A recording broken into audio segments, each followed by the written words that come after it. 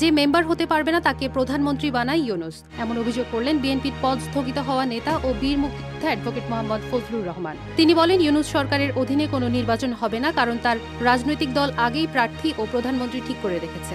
ফজলুর রহমানের ভাষায়, ইউনূসের পিএস ও press secretary Shafiqul Alam আগেই প্রধানমন্ত্রী হিসেবে নাহিদ ইসলামের নাম ঘোষণা করেছেন। তিনি আরো বলেন, ফেব্রুয়ারি মাসে নির্বাচন হবে এটা আমি 90% বিশ্বাস করি না, যদিও আমার দল বিশ্বাস করে।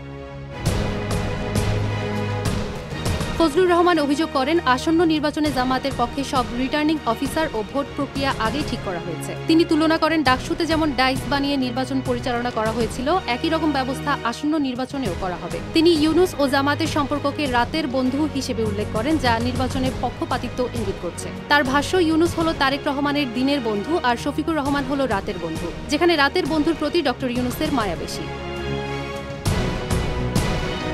ফজলুর রহমান জোর দিয়ে বলেন, আমি ইউনূসের অধীনে কোনো নির্বাচন চাই না। তত্ত্বাবধায়ক সরকার হবে 3 মাসের জন্য এবং ওই সরকারের অধীনে সুষ্ঠু নির্বাচন আয়োজন হবে।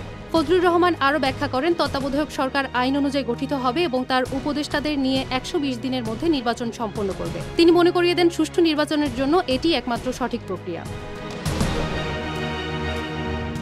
ফজলুর রহমানের এমন মন্তব্য রাজনৈতিক উত্তেজনা আরও বৃদ্ধি করেছে। তিনি সরকারের স্বচ্ছতা ও নিরপেক্ষতা প্রশ্নবিদ্ধ করেছেন।